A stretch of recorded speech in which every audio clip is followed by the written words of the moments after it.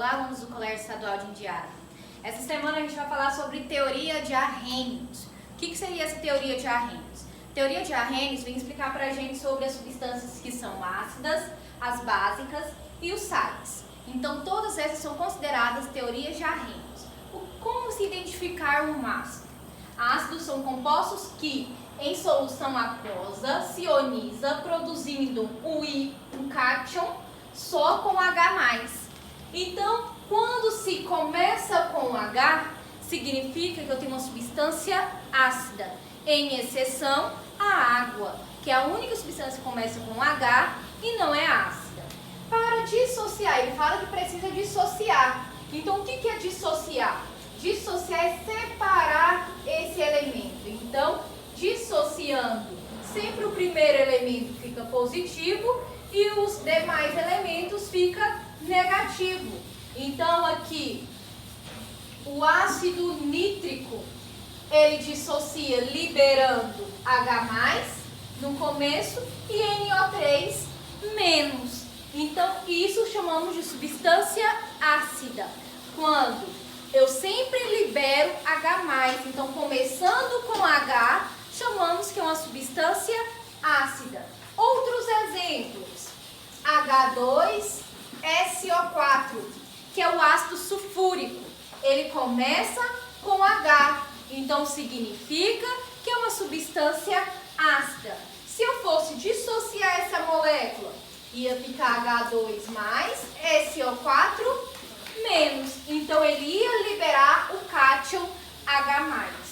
O que seria uma base? Base é a mesma coisa, compostos que em solução aquosa se ioniza, mas elas dissociam liberando o quê? OH-. O que seria OH-? Porque aqui toda substância agora que termina com OH é considerado uma base. Como eu vou saber isso? Que ela vai terminar? Eu falei que sempre o primeiro elemento fica positivo e os demais elementos ficam negativos depois da dissociação. Então, Na+, OH-. Então, o hidróxido de sódio ele vai ficar com Na positivo e o OH-. Então, ele terminou com OH-. Significa que eu tenho uma base. Outros exemplos é o hidróxido de cálcio, o hidróxido de alumínio. O que a gente utiliza o hidróxido de cálcio? O hidróxido de cálcio, a gente utiliza ela para fazer argamassa de cimento, essas coisas que a gente utiliza. E hidróxido de alumínio, a gente utiliza ele como antiácido. Então, utiliza na parte de fabricação, aí na parte farmacêutica.